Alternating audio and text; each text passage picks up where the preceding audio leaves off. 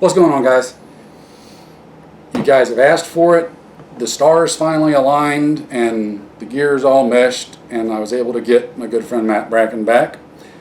Thought we would put together a little chat for you today, go over some thoughts that's been on his mind, my mind, probably y'all's minds. So, as you all know, as is always the case in my videos, pause it, go fill it up, because we might be here a while. And with that, I'm just going to turn it over to you and let you go with what you got. Well, we have a few subjects today we've been thinking about. Primarily, I think that a lot of things are going to hinge on the 2020 election. And right now, it looks like a pretty decent bet that Trump is going to be reelected, but there's really no guarantee. And for a lot of reasons, events completely outside of Trump or anybody's control could wreck the economy. It's a decent sure bet that there's going to be something else like a Las Vegas or a Parkland massacre that's going to change the equation somewhat. And for sure, I would have to say that the left is already very freaked out that Trump won at all. We know that the deep state coup was a hoax, but to the true believers on the left, it's a reality. Trump is a Russian agent. He cheated to win. Hillary should have been the president. What this means in practical terms is that the left is going to consider winning the White House by any means as valid and legitimate. Cheating on a massive scale, huge voter fraud, like beyond anything that we've seen. And when you keep in mind that Florida was a razor's edge to win in the last election, I mean, it wasn't by many votes. And the Republicans, they call it the stupid party for a reason. It sounds good. I guess it's some kind of virtue signaling, but hundreds of thousands of felons are going to be voting in the next election, and probably 80% of them are going to vote Democrat. It's just a fact.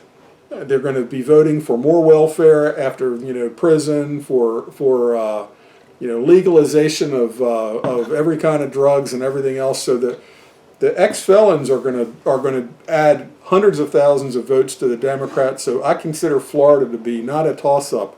I consider Florida to be strongly leaning towards Democrats, and that's right there going to be enough. Then you have the demographic shift that's happening. Texas is at least a purple state now, and I could see Texas and Florida both going Democrat. So no matter what happens, the odds are really good that the Democrats could win. If Trump wins again, the left that's already in freakout mode is going to be completely around the bend, because it'll mean that Ruth Bader Ginsburg and other elderly lefties on the Supreme Court are going to be replaced by Trump picks. And to them, this is an existential threat. This to them is literally the rise of Hitler. So to the left, in their worldview, Trump is a baby Hitler, but if he's reelected, he's going to be full-blown Hitler. And to them, this means that nothing is off of the table. If you're talking about Hitler, Adolf Hitler, in the White House, which is how they see Trump, then assassination, terrorism, and everything else is completely legitimate. There's a bunch of them who feel like they got nothing left to lose at this point. Right. And we're seeing both, and I never will call these Nazis the right, because they're just another flavor of socialist. They're national socialists. National socialists. Right. Well, what we're seeing with the temperature rising underneath of the pot boiling, the early precursors of this pot boiling over are the examples that we've seen in recent history. I would start as an example with James Hodgkinson, who shot Steve Scalise at the softball game. He was a Bernie Sanders supporter who was getting crazier and crazier. He bought an SKS rifle, barely knew how to shoot it or load it. Bought a van. He moved to a YMCA that was across the street from the softball practice that he had read in the New York Times that the Republicans were practicing at. So this was a long, deliberate plan of his to do a massacre, And if he had just had a little bit better tactical training, it would have turned out a lot worse for the Republicans. If Scalise hadn't been there, for example, and he almost wasn't there, his own security guards wouldn't have been along. They would have had no security there, because driving between Washington and Virginia, you can't take a gun, because if you're going back to D.C., obviously you can't have a pistol to protect yourself. And other precursors of this pot boiling over effect, I would put Dylan Roof, the Charleston shooter, and this new guy, John Earnest, that just shot up or tried to shoot up a synagogue in San Diego County. And also, don't forget Robert Bowers, the guy that shot up the synagogue in Pittsburgh. These are the most emotionally labile free radicals, so to speak. They're the ones that are going to fly out of the boiling pot first. So you're going to see more and more examples of this.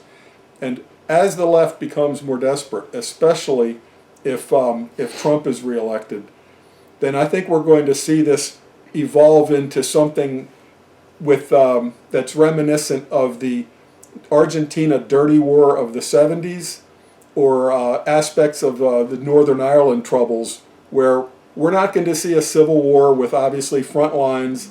We're not going to see a civil war where army divisions declare their loyalty for or against the White House. The type of civil war that we're going to see is going to be people making and sharing lists of their ideological enemies, including people that are known on the internet. Because it's not going to be easy to take out a senator or a Supreme Court justice. Their security is too high. But people that are just internet personalities, there's no security. You can walk up and ring their doorbell, the door opens, bang, that's it. That's the kind of back and forth, low-level, dirty civil war that I would see emerging, particularly if Trump is reelected. Now, if Trump is not elected, and remember, no matter if Trump is elected or not, the left will not say that Trump has any validity as the president. They're going to say he's an illegitimate president. He cheated Hillary out of the first election. He cheated Biden or whoever out of the second election. So they don't feel that there's any reason for them to have any respect or give any deference or authority to the White House, because they're going to say he's not really the legitimate president. And that means all bets are off. And I would expect not only direct actions from the left to the right, and more of these lunatics, the anti-Semitic guys and the neo-Nazis, they're also bubbling up out of this cauldron. So we're going to see more and more of these kind of shootings.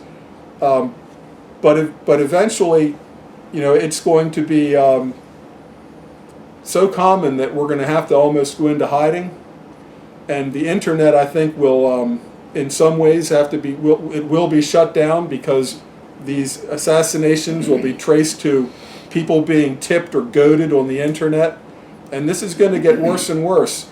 Now, the government will use this as an excuse for more censorship. Many more websites that we go to today will be completely taken down. And not only taken down, but even searching for some information will be seen as not a hate crime, but seeking information that could be used for producing assassination lists, for example. Right now, doxing somebody on the internet means that they might lose their job, for example, or your spouse might lose their job because of your political beliefs. But doxing is going to go to another level, where it's going to be sneaking after people, stalking them, and then shooting them in the back. And another aspect of this, it would be bad enough if it was directly left, right, right, left, but particularly with with shooting or leaving IEDs, it's so easy to do a false flag operation where your enemy gets blamed for your own terrorist act. And most typically this is done among factions on the same side, where, for example, on the left, the Bolsheviks will shoot a Trotskyite and blame the right wing, for example, just to use archaic examples, rather than shooting another Bolshevik who they consider the best comrades. They'll shoot a faction that they consider not to be as hardcore as they should be, but they won't take credit for it. They'll blame their Right. ideological polar opposites. And this is going to be very easy to do. If there's a shooting, this is the type of scenario I've included in all of my novels. If there's a shooting, they'll leave false literature at the scene to blame the right wing. And this is something that I think is very probable it's going to happen. And I'm not, condoning any of this. I'm just trying to project some of my ideas, what I see as likely to happen, so people shouldn't be surprised. And what this means also for individuals that are watching this video, as you start to see these things, don't necessarily accept at face value who did the action. It could be a false flag. Always consider that. Who benefits is more important. Keep on it. Yeah, who benefits. So, if you see this starting to happen, you're going to have to start thinking about your own neighborhood security, because anybody that can just walk up to your front door, you can go on many websites and find anybody's home address, put it into Google Maps and Images Street View, you'll see the guy's house, you'll see what kind of car he drives. There's such an amazing abundance of information that can be found. And then people are just going to go up to the front door and ring the doorbell, or wait for somebody to come out and pick up their mail at the mailbox. And that's going to be the type of a unfolding low-level civil war that I see as very likely. So as any of these events start to happen, everybody's going to have to start thinking about their security in a very different way. Don't use the same vehicles. Don't use the same routes. This is pretty common stuff, but Stuff you should really be doing already day to day, just from regular low-life criminals that might want to follow That's you right. home. But and just this isn't like fear porn or anything, because I already know there'll be people that'll try to accuse it of that. This is just a simple reality, guys, of the days and times we're living in. It doesn't make it right, but at the same time, it doesn't make it any less real of a concern. Obviously, nothing's a guarantee, but these are all things that are unfortunately strong possibilities that you've got to start taking into account for as possibilities. right. And aside from your own personal security, your own self-traveling or at your house, the most likely place you will be attacked is at your house, because that address is going to be the easiest to find. But the other targets, obviously, churches, synagogues, mosques are going to be targets, because it's the easiest way to take a shot at a lot of your ideological supposed enemies, the more insane among people, the guy in New Zealand, or even the ISIS guys in Sri Lanka. They're going to churches, they're going to mosques, they're going to synagogues. So They're perfect targets too, because you know exactly every week exactly what time everybody's going to be there and exactly where they're going to be at. and everybody there is on your hit list. Right. So security at churches, things like this, we have to start thinking about this, but the consequences legally are going to be, doxing is going to be considered much more of a crime, because people who are doxed are going to be physically attacked. You can see that this is going to be coming. It's predictable. And I hope that none of this happens. I hope that the economy continues doing well. I hope that I pray for the conversion of the atheists and the insane communists. But it's not going to happen. They're brainwashed. We've had a century now of, I prefer the term Gramscian Marxists. It's the Frankfurt School. It's the there's a lot of these groups, but Antonio Gramsci, he saw that the way to communize the West was not to have Lenin's communist armies attack Germany, and that it wouldn't work. He knew that he had to destroy the roots of Western societies from the inside out, and his vision has been vastly successful. So, like it or not, our universities are cranking out little communists. I don't care if you call them progressives, Marxists. They're communists. They change their face, they change the mask, they change the nomenclature. They're communists. Globalists are communists. Period. Socialist or communist light. Right. It was the Union of Soviet Socialist Republics. That was the communist regime of Russia. So we're now seeing not only are colleges turning out these little communists. Who joins the FBI? College graduates. They're now screening for their progressive ideology. John Brennan in the 70s voted for a communist. He rose to be the head of the CIA. So it shouldn't be a surprise if most of the federal agencies are essentially run and guided by people who consider the Constitution to be a joke, to be a block against progressivism. That's why James Comey's book was called A Higher Loyalty than to his oath to defend the Constitution. His higher loyalty is to a globalist vision, and that means the USA is not the top of his loyalty.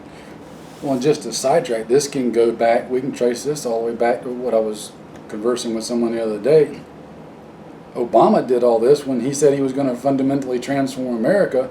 He did it, just not in the way that so many people thought. He did it by putting his people and people with that ideology in key positions of power all through the federal government, the DOD, the DOJ. Those are all those people like Comey, Brennan, etc. that are all still there making decisions, and there's probably still hundreds of them that haven't even boiled to the surface that are in those more mid-level positions. Yeah, I would really strongly recommend everybody read Diana West's book, American Betrayal, and also her new very small book. It's only about 100 pages, called The Red Thread, which is about the progressive Marxist backgrounds of almost all of these deep state coup plotters, including Comey, Brennan, Clapper. And I think that Comey's one of the more devious, because Comey, after college, where clearly all of his writing, his theses, things like that, he was a neo-communist, and then he went into the federal government and registered Republican, I think, so that he could go do a deep dive as a mole and be more effective as his higher loyalty communist than if he had just gone and become, an overt Bernie Sanders socialist. He's done more damage by wearing a coat and tie, calling himself, a liberal Republican. He's done more damage because he has more credibility, or had more credibility and access to stuff. And all of these guys that at the cabinet level, head of the bureaucracies, they all work with one another to bring their acolytes up into the system. So when you get into this Department of State or the FBI, you're emailing and calling your friends and saying, "Hey, I've got some really bright students coming out of Ivy League University that I'd like you to give them, usher them into the federal bureaucracy," and they're the next generation of little communists. So it's really infiltrated our government to a very high degree. Think about how many of those kind of people could be sitting in internship positions right now that they've brought in fresh out of college. And the skids will be greased for them. They will always be the ones that pass the test, that get promoted to the next level. Because if you're in the State Department and you're a Trump conservative, you're going nowhere.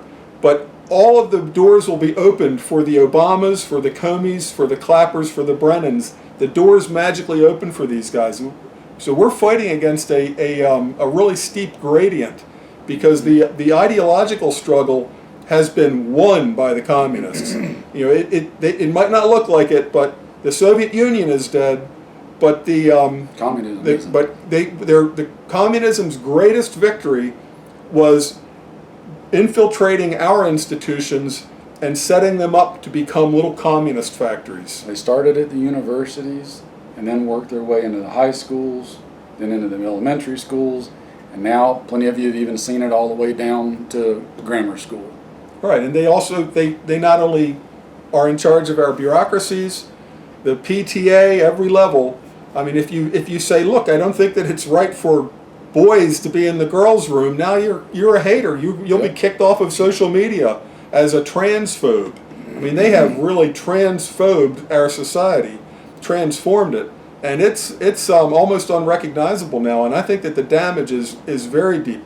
But something else I was thinking about after the Notre Dame fire it took 200 years to build that church, which meant that builders that it optimistically or at the best, if they worked 20 years, 30 years, in those days people didn't live much past 40, 50 years old. So if you worked for 20 years on that cathedral, you didn't see the end of it, but you still worked on it. We're in an instant gratification society. We want to know the end of the movie or the end of the TV show in an hour. It's got to be resolved. We have to steel ourselves for a very long battle, and this could be a multi-generational battle where we don't see the end. And most soldiers that die in wars, they don't see the end of the war. They didn't see the victory parade. They died face down in the mud, but they still fought. And that's the attitude that we have to have. We have to transmit our values to the next generation, but we have to think in terms of a long multi-generational struggle. There's not going to be some point we reach where a switch is flipped and all of these progressive Marxists suddenly see the light. It's not going to happen. It took them a century to subvert our society, and it might take a century to unsubvert it. Or longer. Or worst case, we go into another dark age entirely, and there's no end of it for centuries. But that's where it is now. I think a good analogy of that is like with my back surgery I had 3 some odd years ago. The doctor told me all the nerve damage that I had done, take the amount of time it took to damage the nerves and double that for the recovery time for the nerves to rebuild. They'll rebuild, but it takes twice as long for the nerves to undo the damage that was done to them than what it took to do it. So for us, take however long it's taken us to get to this point, it may take twice as long to undo the bad that's been done. And there's not many of us, comparatively speaking, that are even aware of this struggle that's going on. Let's face it, most Americans, they're just stuck on the new Avengers movie or whatever the latest gadget to come out. Got to get the latest smartphone. I mean, they're not even thinking in these terms, and so they're just fertile ground for this social decay. And I think that we're going to have some pretty hard times ahead of us, but if we harden our hearts and steel our resolve, I'm not saying we'll even get through it, but at least we're not going to just quit. We're not going to roll over. There are going to be we're going to at least be speed bumps in this path towards outright communizing our country. Because we're not going to just roll over and admit defeat. And the left, they've got to be a little bit desperate too, because to them the Constitution is an impediment. And thank God our founding fathers that we do have the First Amendment, unlike in Europe. We do have the Second Amendment, unlike in the rest of the world. Because in Europe today, you can be arrested for social media posts. Yep. And so far it's not happening in the USA. They just take you off of social media. I've been perma-banned from Twitter for a burqa meme. Didn't even mention a religion. A burqa meme got me perma-banned from Twitter. I'm so banned from Facebook, I get back on and 2 days later I'll be banned for a meme I posted 2 or 3 years ago. So I'm virtually banned from Facebook. I'm on, barely on any social media anymore, but we'll keep trying to get the word out while we can with what we can. But we should all face the fact that there might come a day after a major terrorist incident, for example, when we're just gone from social media, when our websites are banned, and even searching for certain information will be a crime. The way it's a crime in New Zealand to even look for the Tarrant Manifesto. Yeah, just looking for it is a crime. And the video too. They're putting people in jail for that. Right. So my point is that while we can still communicate, we need to do so, but we need to recognize the fact that all of this ability to communicate might be taken away. And then you're going to feel very alone, because the propaganda message put out by the mainstream media and politically correct social media is that everybody agrees with progressivism. Right. And there's only a few holdout, bitter clinger nutcases that are not progressives. And we need to accept that we'll be always swimming against this tide. But we don't quit. We keep fighting, and it's essential we keep transmitting our values to the next generation. Otherwise, it's going to be really a dark age ahead.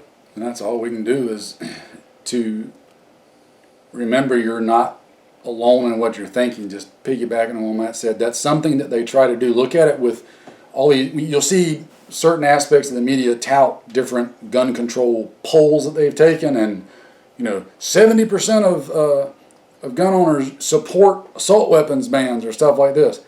That's all absolutely fake nonsense. It's propaganda. It's propaganda information to try to make you feel like the odd man out. It's to divide and conquer, separate you, and make you feel like, well, my gosh, everybody else wants it.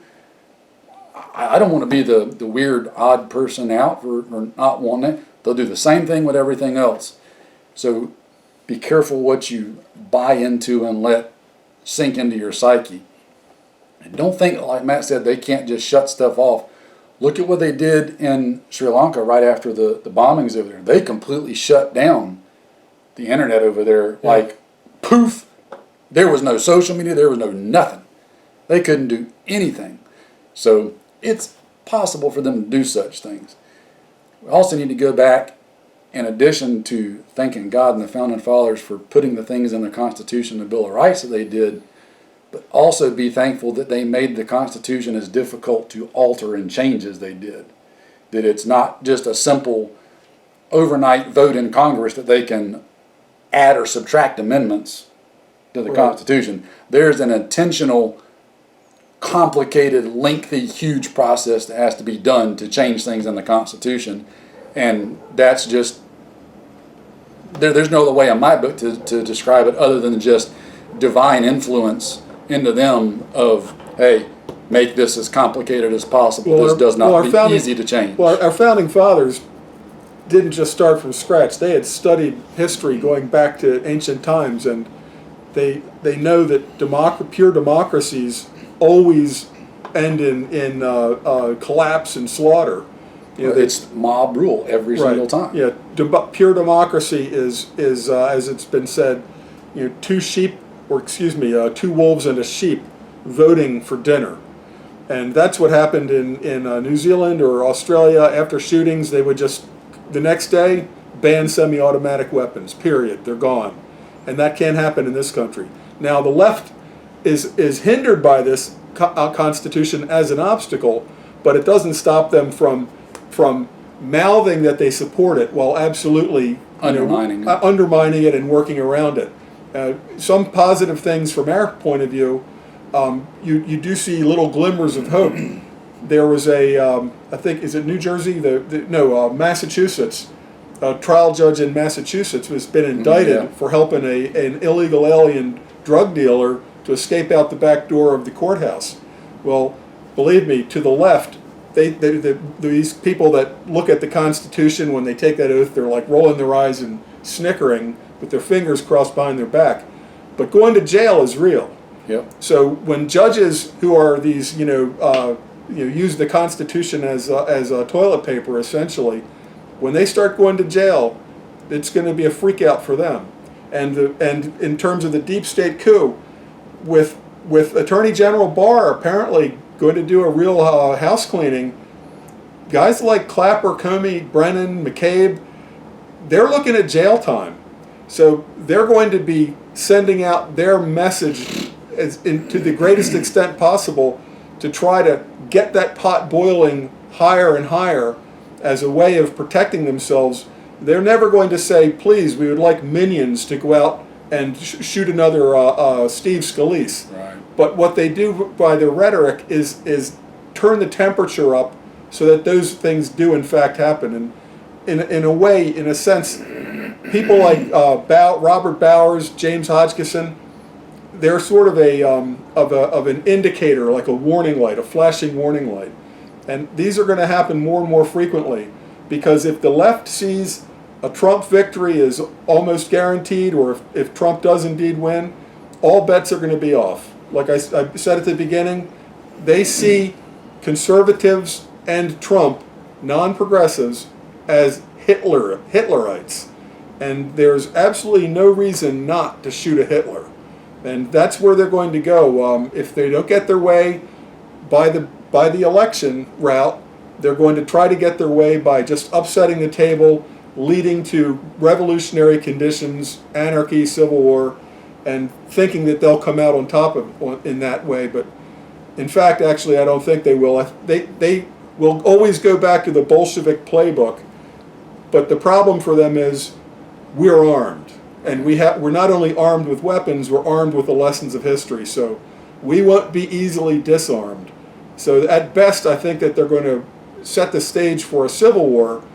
Certainly they're not going to have some kind of a Bolshevik takeover in this country, as much as they would like to. It's not going to happen. Too complicated. Well, they've got to disarm us first. Yep, and rest assured, as much as they like to think they will, Eric Swallow will, it'll be much more difficult than what they envision. And I think a lot of them know it. They just talk that crap just to pander to their base. So. Sure, and just in the way that polls are propaganda, that are designed to make us feel isolated and outnumbered, and just we should just quit. A lot of what the Eric Swalwells, the Nadlers, the Schumers, they would like us to think that, well, it's hopeless. We could never hope to prevail against the federal government because look how well armed they are. But if you go another level deep on that, I think that there are something like 100 times more civilians with accurate long-range rifles than there are people inside the government. Yep. And since 9/11, there are hundreds of thousands of trained operators that are not inside the federal government that haven't forgotten what they learned in the military. And if the leftists think by hook or by crook they're going to take this country towards communism, they're going to have a fight on their hands. And I think that the more intelligent ones know it. But as the ones like Comey, Clapper, Brennan, if they feel that they're actually they're entering a funnel leading them towards felonies and prison, they're going to be extremely desperate. Even a cornered rat is going to bite, and a cornered rat can give you an infection. So, don't think that Trump is going to cruise to victory and we're just going to be able to roll over the left, because they're not going to quit. And they're, in many respects, socially, they're winning. They might not win the elections, but socially, that poison that they've been spreading on our social roots, it's having an effect. And the next generation seems to be even more brainwashed. Each generation is more brainwashed. Than the previous. And you can debate or argue with brainwashed people, but they're like a little robot. They're going to go by their programming, including all of the social deviancy that we're seeing. They believe it because they've been brainwashed, and there's just no way we're going to push back against them and then convince them through debate, argument, logic, reason. It's going to have no effect. They're brainwashed zealots, and we're going to have to deal with it. Yeah. All right, guys. Well, I think we're going to wrap it up there. Probably burned y'all's ears off long enough. We could do this all day long, rest assured, because if it's one thing Matt and I both can do pretty good, it's talk about stuff. Yeah, we did for 2 hours before turning the machine on. So yeah, and the sad thing is, I don't think either one of us has to have a topic to talk about. We could just go, but whenever there's as much to talk about as there actually is right now, it'd be easy to just go nonstop on this stuff. So we'll save some more for another one and keep you enticed for a future episode. I think we'll probably try to do this as we can more often. Like I told you guys before, it's just a matter of families, work schedules, etc. See, we actually have the lives, things that we have to live, and being in the real world, and meshing up schedules just doesn't always work. We can't just snap our fingers and make it happen. We actually have to try to work this stuff out. So, unlike unemployed segments of society, we can't just do whatever, whenever, however. But just remember, every day with the internet, with the freedom to share these messages, consider it a blessing, because it can be switched off at any time. Yep.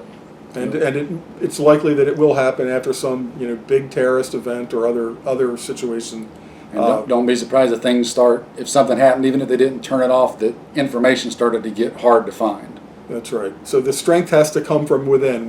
We share these messages, but you need to build the strength inside yourself to carry on, even when you feel like maybe you're the last person in the world that thinks the way we do. Yeah. You're probably not. No, definitely not. All right, guys.